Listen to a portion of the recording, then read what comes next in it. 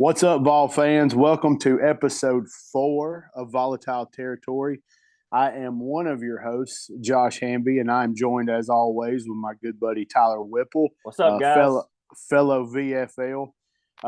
You may notice if you're watching on our YouTube channel, we actually have a YouTube channel now and doing some video with our VOLatile Territory podcast, just so you could see our pretty faces along with our great Tennessee commentary. I don't know if you would agree with that or not, but if you don't leave comments on that part. But comment on anything Tennessee, just don't comment on our pretty faces. Ain't that right, Tyler? That's right. I know you guys probably be enjoying, get to see the face with the voice, match it together. We're excited to bring this to you.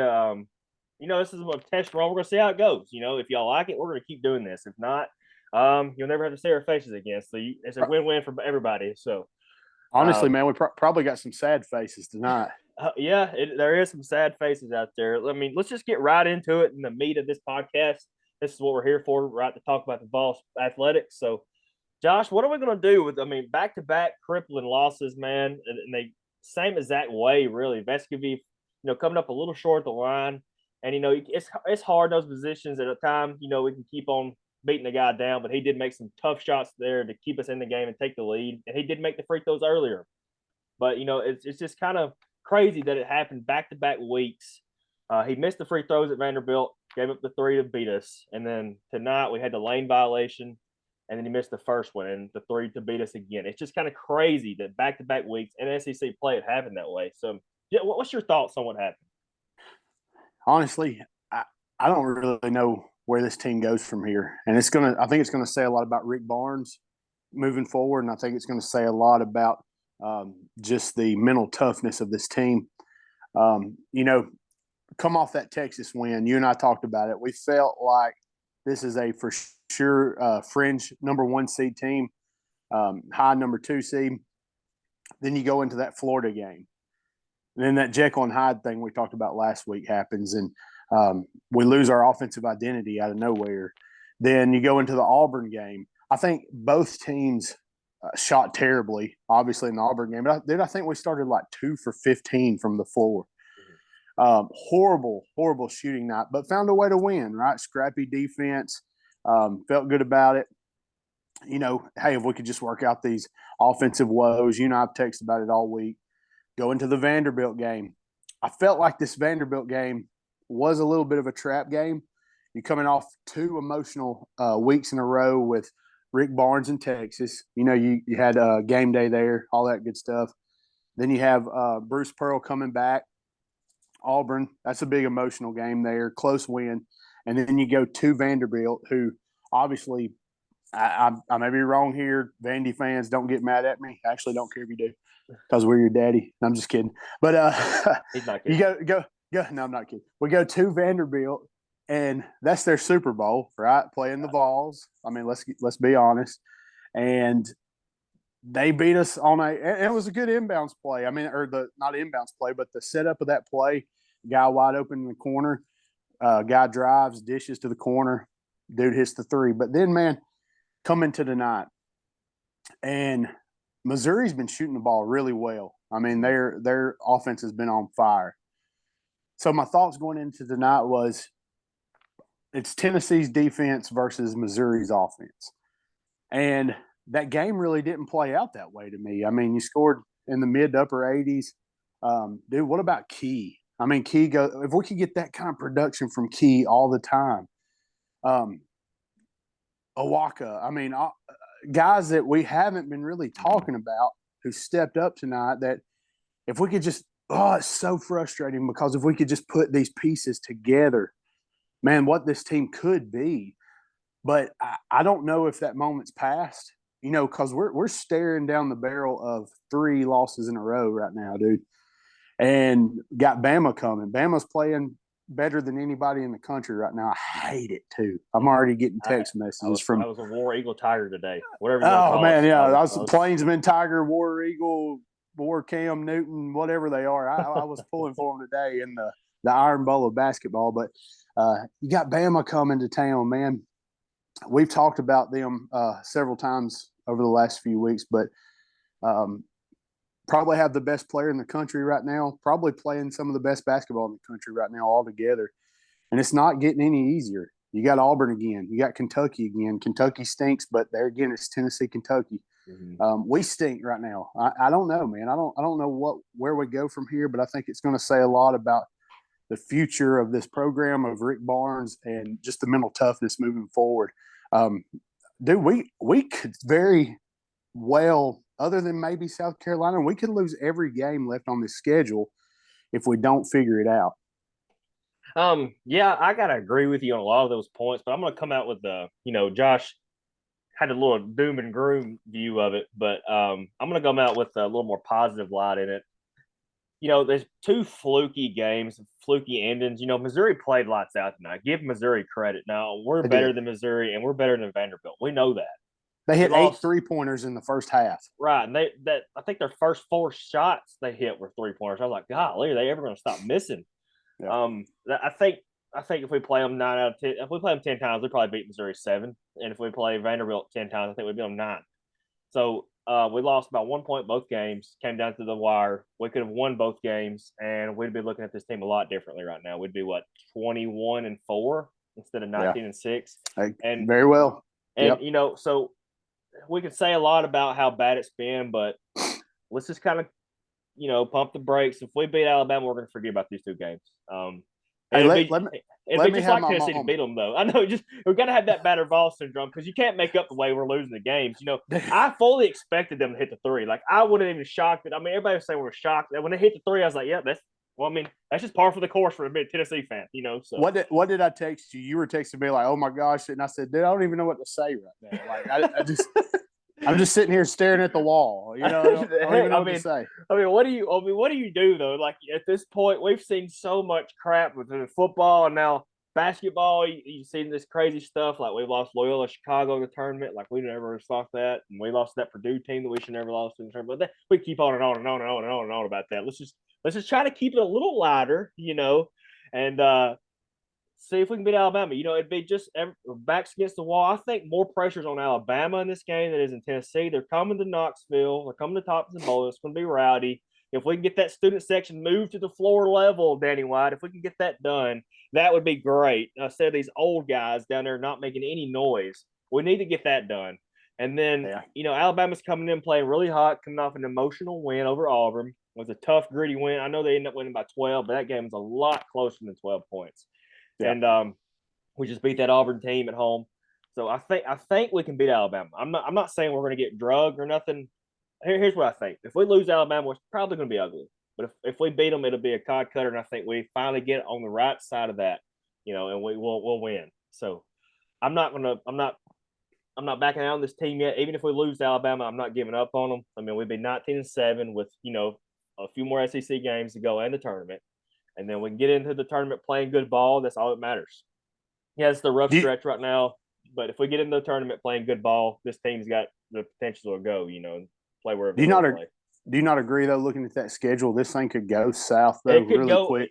We've talked about this earlier in the podcast. If for the guys who've been following, I talked earlier. I said this team could be anywhere from a 1 seed to a 7 seed, then I believe. I mean, and we're right there on the fringe right now, probably a 4 to 5 seed right now to get today in it. I think we're going to be still ranked, but I think we're going to be like 24, 25 when the next AP poll comes out. I wouldn't be surprised. We're deserving of that. We don't deserve to be a top 15, top 20 team right now. I don't even know if we need to be a top 25 team, especially if we get drugged Wednesday. But I'm going to try to keep it more positive, and we'll see where we go. I'm not giving up on Rick Barnes and company. These guys can still play defense, even though they haven't the last 2 games. They're still long.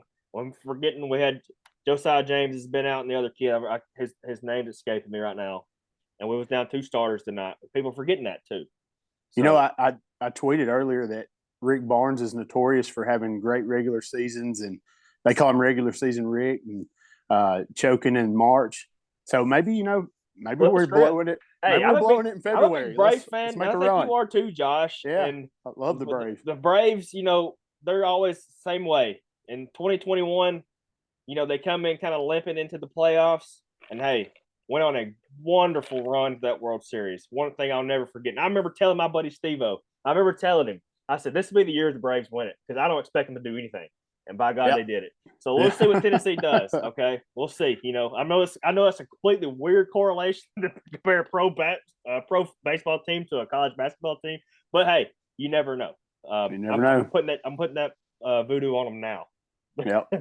So let's move. Let's move forward.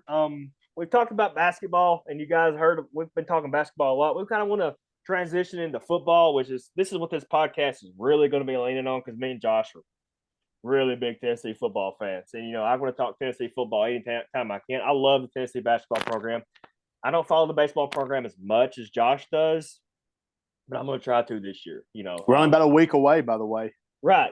From baseball, baby. We're going to get into that, and Josh is very knowledgeable in the baseball program, and he's been to a few games. I haven't. I'm going to be honest with you. I'm not going to act like I've been a complete homer, and you probably think I'm a bandwagon baseball fan, but that is what it is. I'm going to get into it this year, and we're going to go from there. But let's move on to football, Josh. We planned on talking about the floor and the ceiling for the 2023 season. Everybody likes doing this before the year. I know we got a long way to go, so we can talk about this every week for dang 7 months, 8 months. But we're going to go ahead and put this out here now, just based off what we had last year. And there's still a lot of roster moves that could be happening, guys coming in and coming out, and injuries can happen, unfortunately. And we'll see how they look in the spring ball, which isn't too far off either. But I'm going to kind of go off. Yeah, right. And I'm going to get right into it. What we're going to do here is I'm going to read off the game, and me and Josh are going to kind of talk about what we feel about that game. And then we're going to give you what we believe our floor is for the season, meaning what the worst case scenario is. And then we're going to give you our ceiling for the season, which what the best case scenario is. And if you're a Tennessee fan like us, I'm going to imagine our ceiling is going to be pretty high, because that's what we do. We're Tennessee fans. We're dreamers. Oh, yes. And now we got a little taste of success. It's going to be probably even worse than ever. So, we're going to be so unbearable. So let's get right into it, Josh. September 2nd, we're going to be playing the Virginia Cavaliers in Nashville. What's your thoughts on that game? I just want to start by saying I follow one of the dads of a Virginia player. And, when I think Virginia, sadly, my mind goes to the tragedy that happened at the end of the year where they lost 3 players. And, definitely don't want to compare life to football or anything like that, because at the end of the day, that's way more important than anything that happens on the football field. But I think Tennessee, obviously, I feel like it's going to be it should be a lopsided affair talent-wise, just kind of glancing over Virginia's roster, their year last year, and looking over some stats. I do think Virginia probably comes in that game with a little motivation, playing an SEC team, playing in Nashville, coming out of what happened at the end of their season last year, the tragedy there. But I think just overall should be outmatched, and I think Tennessee handles that one fairly easily. And just side note here too, just transitioning from basketball to football, I saw Coach Heupel tonight. I heard a podcast from Austin Price where he was interviewing Coach Heupel, and Coach Heupel was talking about how he actually loves basketball, and he says he has the best jump shot on the team. And I actually tweeted as a joke, let's let Coach Heupel run this offense, because we need some help on the offensive side of the basketball. But I saw something tonight that kind of really stood out to me. BasketVols was called for a foul, and it was kind of bogus, man. It was he really didn't foul the guy, and everybody just kind of went nuts. And I saw Josh Heupel stand up behind Rick Barnes, fired up, and that just kind of made me feel like, hey, this guy bleeds orange now. It's kind of taking him over, and just hearing him talk over his last several interviews, it feels like he's really bought into the tradition and everything there. It feels like it's more than just a job to him.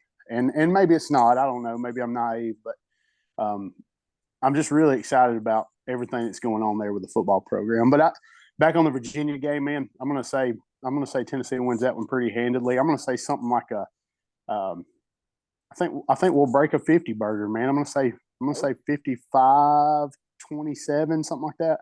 Okay. Yeah, you touched on everything I was going to touch on with Virginia, with the emotional stuff. So it's going to be a sneaky close game there at the beginning. It's just a little tight for us. We're going to be working the kinks out, first game, jitters and all that good stuff. But right. We're going to be working in a practically new offensive line next year. We're losing a lot of talent on that O line. So it'll be, if we can run the football and control the clock like we do on offense, with that up tempo, we can wear them down eventually. Like you said, I think Joe Milton and company go ahead and handle business there in Nashville, because it's going to be a quasi home game, of course, with it being in Nashville. So I'm going to say we win that one pretty handily, like you said, but it would not surprise me if it's a close game into the third quarter. So moving on, Virginia, of course, that was supposed to be the BYU game on the road, and I'm still upset about that. I was going to go to that game. Who doesn't want to go watch a football game and nestle in the mountains like that? Oh, I wanted to so go to beautiful. that game so bad in Provo.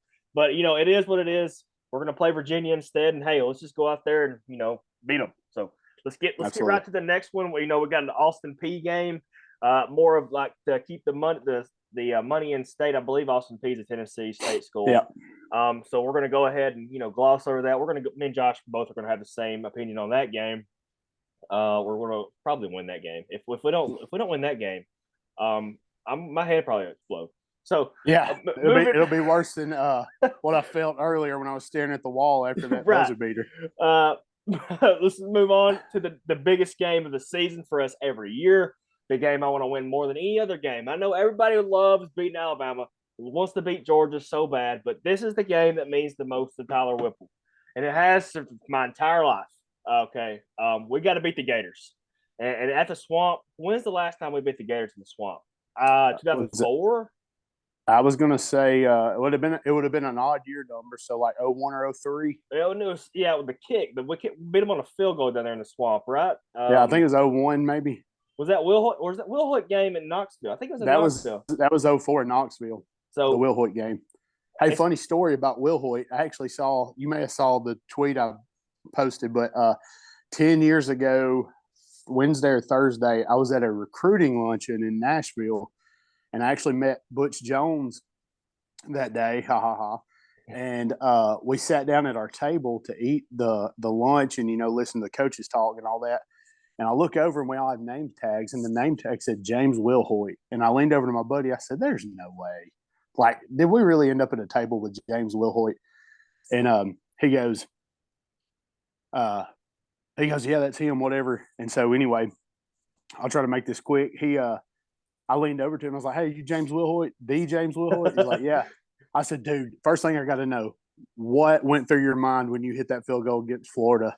And so we had a cool conversation there. And he was just talking about, like, he's like, "Honestly, I don't even really know." He said it was just chaos. Just I asked him what it was like to run through the tee and all that good stuff. But anyway, that's my James Will Hoyt story. But yes, Florida game. I think we have a real opportunity here, Tyler, to reel off 3 or 4 in a row against the Gators for the first time probably since I've been alive. I would think I'd have to go back and look back, but I think we have a real opportunity here to just plant a flag in Gainesville and leave it there for a while. Be still, my checkered orange and white heart. I would love to see that. If we could beat Florida 3 or 4 times in a row, I would be unbearable to Florida fans. Oh, but Florida. I will say this right now. I've been to quite a few away games in the SEC, and Florida fans were the most accepting and gracious fans that I've dealt with. So I will say that about Florida fans. They're not real cocky on, Twitter and stuff. They're not Georgia fans for sure. But so I will say that about Florida. I just can't stand the Gators themselves, but their fans are pretty welcoming. So let's see what we can do about a volatile road trip to maybe Gainesville here at some point in the future. That would be I love it down there. It was a lot of fun. But I want to see that win. In Gainesville. Yes, I don't know if we can get out of there though. There's a lot of angry alligator men down there. Okay. Moving on. And this right here, guys, this 4th game is a classic trap game. The UTSA Roadrunners are one of the best group of 5 schools in the last 2 years. People are overlooking this game. Tennessee better come in ready to play. And I think Josh Heupel knows that, because this team is they're really good, and they're like I said, they're probably one of the top 5 Group of 5 schools in the country. And if we come in there overlooking this team, they're going to come out and they're going to play well, and they're going to scare the bejesus out of us. This has got, some scary UAB 2 overtime bull crap 2010, yeah. coming up. So I just don't want to overlook the UTSA Roadrunners. And I didn't really say I do think we'll beat Florida that week. Also, I didn't mean to add that. But I think we're going to win this game, but it's going to be close. Not so fast as Lee Corso would say. Don't overlook them. Get to the Gamecocks. But Josh, What do you think about that? I'm right there with you. And I'm pretty sure, and I apologize, I haven't done my UTSA homework, but I have heard a lot. I'm pretty sure about their offense and that they score a lot of points. But I really think we will take care of business there. And, man, Josh Heupel really doesn't seem like the type that's going to overlook anybody just based on what I've seen. Yeah, I agree. I think I think he'll have those guys ready to go. And we're going to kind of speed this up because we're kind of running out of time here. But we're going to go a little faster. But this game right here is the biggest game of the season, in my opinion. I want to go to this game. If there's one game in Knoxville I want to go to, is the Week 5 for and us. Let's just do the first 5, and then we'll split it up the rest of them. Yeah, okay. Like through the rest of the episodes. Okay, yeah, we'll just do the top 5, first 5 this week, and then we'll hit the rest of them next week. That sounds fine to me. And I think this is the biggest game for us as a program to right the ship, if I may. So I think Tennessee really comes out with their hair on fire in this game, and I think Neyland is going to be insane this game, especially if we're 4-0. It's going to be crazy because they're going to want to beat these. They're going to want to beat the Cox from South Carolina. So, yeah. I haven't looked at their schedule, but I would imagine they're going to come in undefeated too at that point in the season. Right. So I think we're going to get them. I really do. I think Spencer Rattler's going to have a lot more pressure on him this time. So I want to beat the crap out of them. I want another meme of Shane Beamer throwing the arms up down 40. So me too. Yeah, absolutely. There's one game I want to win this year. It's that one. Yeah. So kept us from a playoff spot. And we got to get them back. That's the second time they've ruined our season. Vanderbilt technically did in 2016. Yeah. South Carolina beat us the week before, if I'm not 2 weeks before, or we would have won the Sugar Bowl regardless of the Vanderbilt game. So, South Carolina, you got it coming this year. Redemption time, baby. We got y'all coming. Josh, let's go ahead and get the Texas A&M game. So we'll have a split in half there. We'll get the first 6 weeks game. This is another trap game. This one scares me. If we are 5-0, which I expect us to be, that's tough. That's tough right here to play Texas A&M before Alabama because we have no bye before Alabama. We got a bye before A&M, which helps. Yeah. But this game scares me because I don't want us to look ahead to Alabama. And A&M is going to be wanting to play better this year under Jimbo. So what do you think about that game? A&M comes in with a lot to prove. Obviously, a very disappointing year this past year after having one of the top recruiting classes ever last year. And so, man, if I had to guess, I hate to say this because it's maybe my battered ball syndrome, man, but I think we may drop this one. I really do. I feel like we have a better chance at Bama and Bryant Denny just based on history than this Texas A&M game. I just don't like it. I don't like where it falls. I just don't like anything about it. A&M's coming in, new offensive coordinator. What's his name that rode the motorcycle at Arkansas and had the wreck? Bobby Petrino. Yeah, Bobby Petrino, new offensive coordinator, and I think they're going to have something to prove, and I just don't like it, and I could very well see that being their first that's loss. That's a good point there with Bobby Petrino. I forgot about that. He took Arkansas to the brink with Missouri State this year with that good offense he was running. Texas A&M's tough there, but we got our first 6 games there. So we'll do our floor and our ceiling for those. My floor on those first 6 games, I'm going to say 4-2. That's the worst they'll go, with losses to either of the 3, Florida, Carolina, or A&M. They could lose 2 out of 3 of those games, and I wouldn't be overly surprised, but I would be pretty surprised. I could definitely see us going 5-1 in the middle there, like you kind of alluded to. But I could also see us being 6-0, baby. Yeah, riding the lightning with Josh Heupel. And I I'm can right see there us with you. beating the absolute hell out of all these teams. Yeah. And just Joe Milton throwing bombs everywhere, back of the end zone to squirrel Heisman rock. candidacy and Yeah, I mean, I can see it, and all I the may stuff. be crazy, but I don't care. I want to be. So Yeah. I can see us going 6-0 through that. And the realist in me says 4-2. You can say negative, I say realist. So what's your floor and ceiling? I'm going to say exactly the same. I think the floor is 4-2. I just do not see us losing to South Carolina at home after what happened last year. So I could see us losing to Florida, honestly, before that South Carolina. Maybe I'm wrong. Spencer Rattler may be the best thing since sliced bread this coming year. But I'm going to say the floor is 4-2, ceiling 6-0 through the first six. I'm right there with you. I like that. Yeah, Josh. So let's get a recap on this floor and ceilings. I believe our floor was 4-2 for both of us, and our ceilings are 6-0. Now we were kind of different on who we may lose to and who we may beat. But watch out for your UTSA game, guys. I'm telling you, Yeah. I have that Battervall syndrome is tingling on that game. No doubt. So let's get right into the next segment here.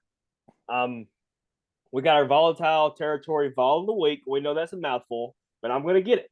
And now if you can really probably see me stuttering in person, VOLatile Territory Vol of the Week, you can say that 10 times fast. You're doing a really good job. And this week, the College Football Hall of Fame inductee, College baseball. Excuse me. Yeah, he already is a College Football Hall of Fame inductee. Yeah. College Baseball Hall of Fame inductee, which takes a lot of people by surprise because he's always brought up as a college football player, but he was actually an absolute stud in baseball, probably the better baseball player than he was a football player, just based off what he was drafted at and whatnot. But let's get right into it, Josh. I'll give a little recap on the guy. I think you guys, if you're big time ball fans, if you're watching this podcast or listening to it, I know you probably know this already. It's Conridge Holloway. The first starting quarterback in African American SEC history, if I can get that out. The first African American starting quarterback in SEC history for the great Tennessee Vols. That's something this program takes pride in. They kind of set the stage for African Americans in football and college football, and we're proud to be that program. One thing we wanted to mention about Conridge is he's actually a VOLatile Territory Vault. He's from, pretty close to mine and Josh's hometown here, about an hour away. Josh lives in Tuscaloosa now, I'll let you know. And I live in the Shoals area, actually Killen right now. So he was from about 45 minutes from me in Huntsville, Alabama, the Rocket City. So him going to Tennessee out of Huntsville probably draw, a little hate towards him, I would imagine, especially as good as he was for Tennessee. Just a little backstory on him. They call him the Artful Dodger. That was his nickname in college football. He started high school baseball at Lee High School in Huntsville, where he was named the ABCA High School All-American Baseball Team. He was a shortstop for he was selected as shortstop by the Montreal Expos in the 1971 draft. So a lot of people don't know that. So this guy was an absolute stud at Tennessee, the dual sport athlete. His mom didn't want him to go to the MLB because he was too young at the time, and he couldn't anyway under Alabama law, apparently. So at 17, he went ahead and committed to the great University of Tennessee, and with the rest is history. We're just honored to give this guy the second VOLatile Vol of the week. So it's Conridge Holloway. Josh, what's your thoughts on the guy? Man, when I think college football history and just Tennessee football history, Conridge Holloway is one of those names that always pops in my head. Just the part he took in breaking down racial barriers in the SEC, you alluded to that already, but the video clips, man, of him just the old tearaway jerseys and him just juking and jiving. The Artful Dodger was a great nickname because it really looked like a thing of beauty and of art, the way he would just make defenders miss, and the speed, the athleticism, multi-sport athlete, the racial barriers that he helped break down in this conference. And as long as there's college football, as long as there's college athletics. Condredge Holloway is going to be a name that's going to be mentioned in the all-time greats for generations to come. And I'm really thankful that he was a part of the University of Tennessee, which we just so happen, obviously, to be fans of. And just an incredible part of not only Tennessee history, but college football history altogether and college baseball history. Like you said, a lot of people don't know that. And I didn't realize until I started reading some more this week about just how versatile he was. And I didn't know as much about his baseball career until this week because, you hear mostly about his football playing days. And just one of the greats, man.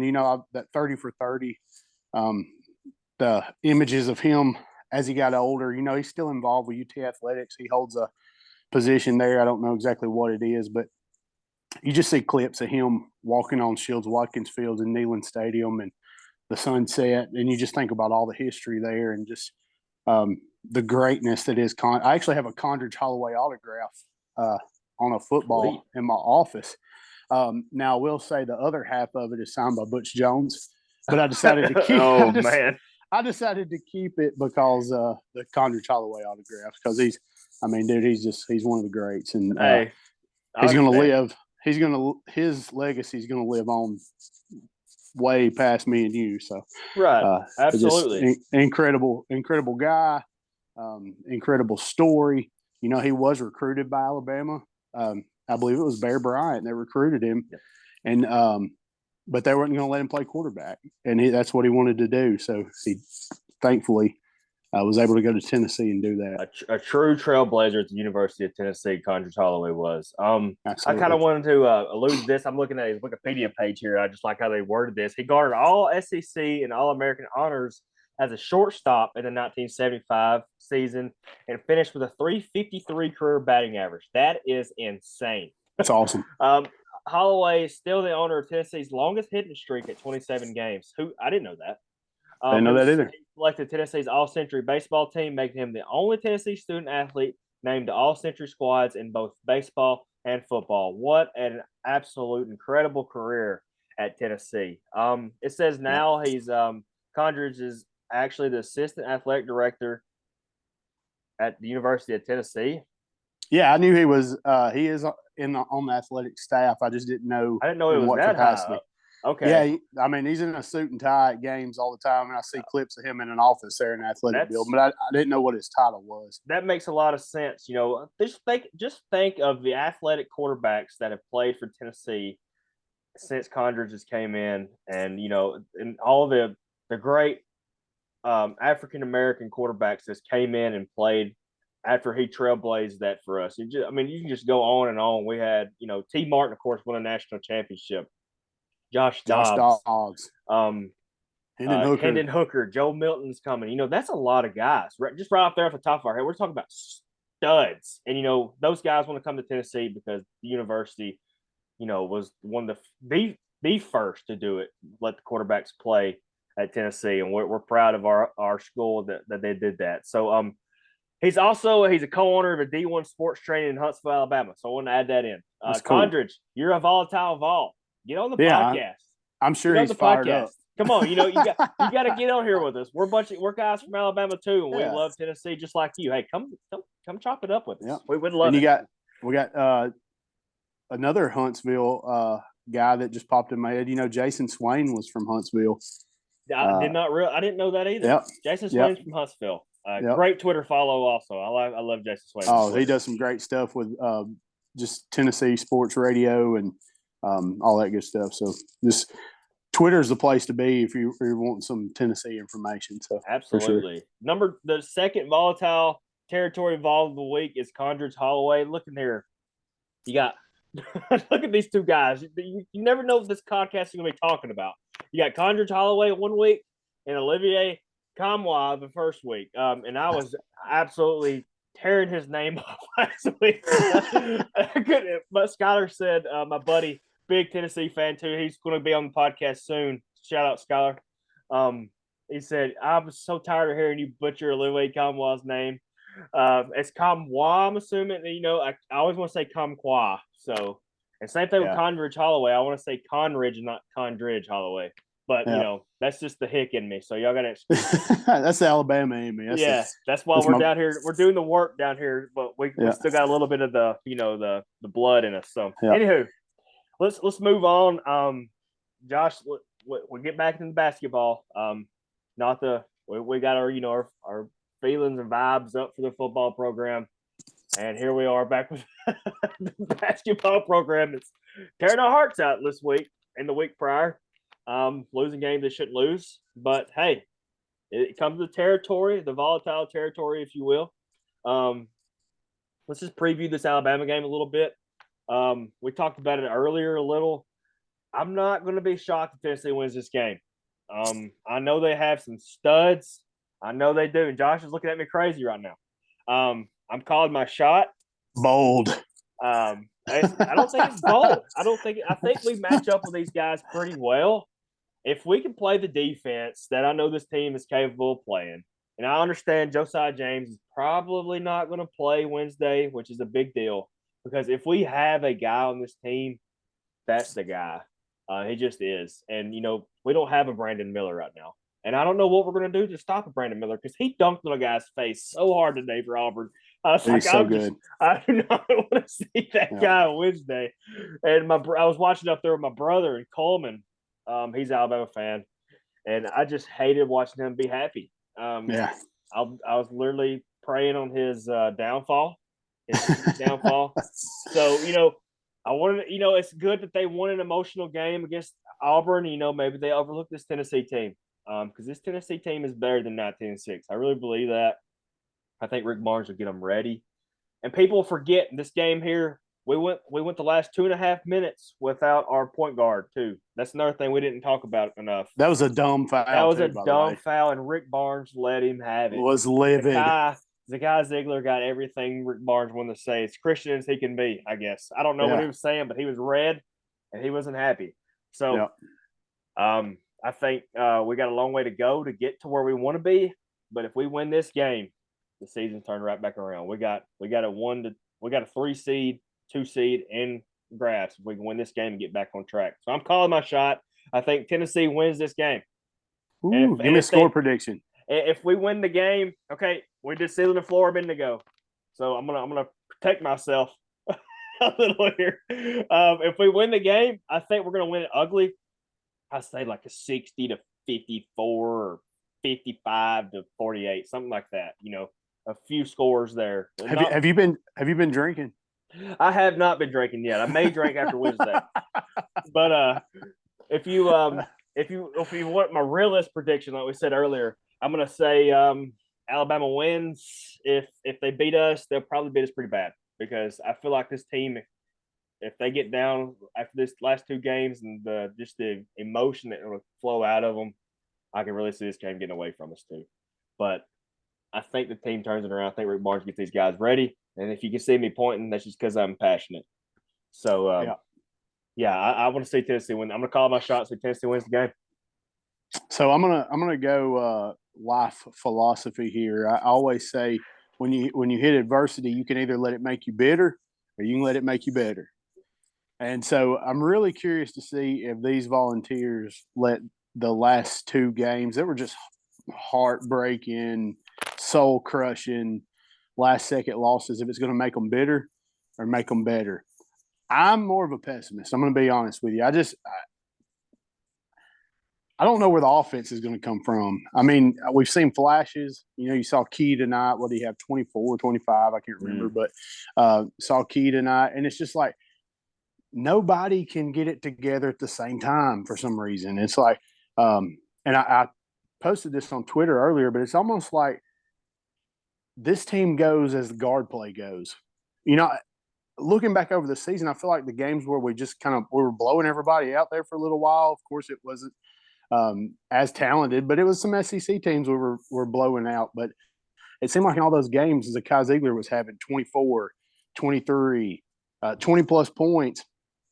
And I don't know what's happened. I don't know if we're running something different or if we're trying to accomplish different things offensively, if just the confidence is down altogether. We're trying to get other people more touches. I saw some people play tonight that hadn't been playing as much. I'm just, man, I feel like we're probably going to drop this one personally.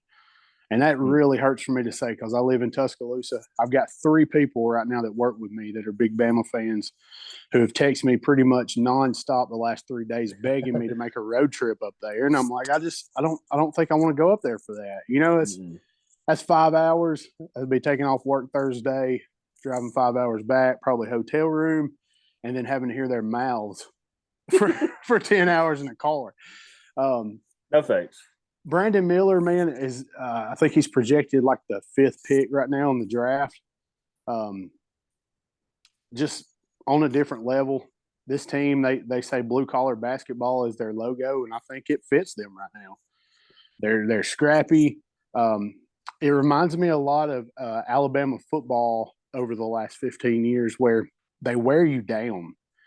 Like you feel like you're in that game and it's close, and then you look up with about 30 seconds left and you're down 9 or 10, where you were down 2 or 3, you know, all throughout the game. Yep. And maybe I'm wrong, dude. I hope you are correct. I do like that it's in Thompson Bowling. I do like it's middle of the week. You know, you got them coming off that emotional game with Auburn, which is always going to be that for them. It is set up in our favor, I feel like. But I'm just a pessimist right now. I just it's hard for me to see us losing 2 heartbreakers to Vanderbilt and Missouri, and then me picturing us coming in and just taking care of Bama with the way they're playing right now. And that's just how I feel with it. I hate it. And then, gosh, Lord knows if I could give a finger up or something for us to beat Alabama, you know, you can have it, whatever, because I just don't like them. And I've already got a guy that goes to church with me. It's already been talking smack to me on Facebook. And it's going to get worse, you know, if/win or whatever, if they win this game. And I just don't see Tennessee getting this one done, man. I think Bama is just hot right now, and I think they're going to take care of business. I appreciate the honesty, Josh. I do, and it hurts. I think the VOLatile Territory listeners will appreciate the honesty too, because they're probably thinking the same way. It hurts. I'm usually a pessimist too on especially in football season. I think you guys will feel this. I'm not a pessimist. I feel like this team, our football team, I just been hurt so many times. You know, it's like the girl who just can't find the right guy. You know, there's just so many dirtbags out there. You know. And you just can't nail down that right guy. And then Josh Heupel comes along, sweeps you off your feet. And if he lets you down too, what then? You know? Yeah. So that's just kind of how I feel. And I kind of feel that the basketball right now. But I'll tell you this, Tyler, I will trade a football win over Bama for baseball, basketball, soccer, badminton, whatever you want to play. I'll take that football win. I want to beat them anytime we play them, but give me the football win any day of the week. Oh, yeah. I mean, a regular season Wednesday night basketball game over a primetime third Saturday of October, no chance. Okay? No, absolutely not. I love my basketballs. But there's just something about beating that team in Crimson in football, you know. Absolutely. Because I've only seen it about 8 times in my life. And the first 7 of them were I was like 8. So, Yep.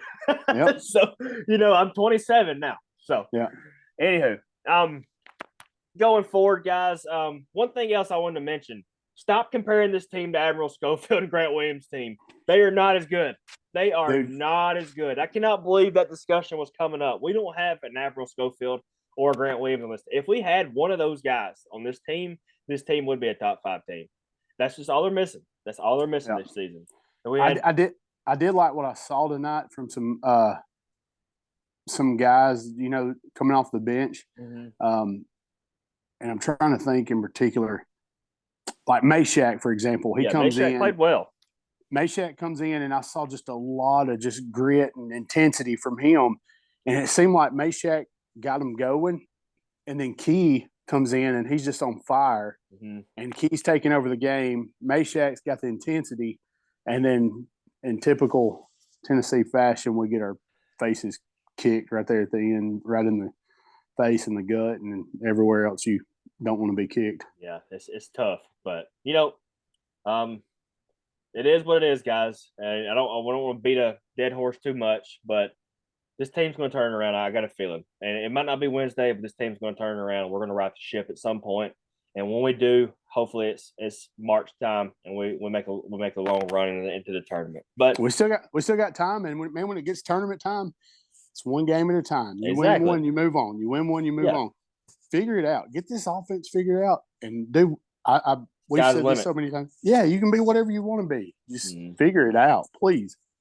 Well, you know, we all heard us talk enough. You've seen us enough. Hey, if this makes it on the YouTube, you've seen us, and it is what it is on that too. Whatever you think is whatever you think. But speaking of YouTube, like follow us on all of our social media pages too, our TikTok at VOLatile Territory, at VOLatile Talk on Twitter. If you search VOLatile Territory on Facebook, I mean, we have a lot of fun. We put polls out a lot and talk a lot of nonsense and cut up, just kind of like we do on here. But yeah, man, it's great to be a Tennessee Vol. It is. Like Josh said, follow all those social media sites, Facebook, Twitter, and TikTok, and YouTube coming up. If it's not this episode, we will be getting that into that. We're trying to get a feel for YouTube and whatnot, because we haven't really dealt with that yet. We're kind of two old millennials. So we're gonna get with it, but we'll figure it out. But it's been great talking to you guys again. Hey, if you want to come on, it's an open door policy here at the VOLatile Territory. If you want to come on, reach out to us at any of those socials. Josh will get with you soon. He's very responsive, very great at the social media game. He will get with you quick, and we'll get you on here. We want to talk. Even if you're a Bama fan, we'll talk slow, and you can come on. Yeah, we'll talk extremely slow. If you're a Georgia fan, we'll bark. I'll bring my dog in here. He can talk to you. We'll bring picture books and stuff, and you can color and eat crayons and stuff if you're a Georgia fan, or we'll talk slow if you're a Bama fan. If you're a Kentucky fan, we'll bring in some whiskey and, you'll be like just at home, whatever. Yeah. I mean, you're usually drunk anyway because you think your teams are way too better than they are, and they're not. So, but anywho, y'all come on. We especially you Vol fans, we're pick a little fun, but we want to hear your guys' takes on what we're talking about, and I think you'll have fun with us. Me and Josh are just two guys love the Tennessee Volunteers athletics, and we know you do too. So, hey, that's been episode 4 of VOLatile Territory. Join us again for VOLatile Territory's episode 5. Josh, it's been great talking to you again, buddy, and of course, we'll leave you with a go Big Orange, go Vols. Go Vols, baby.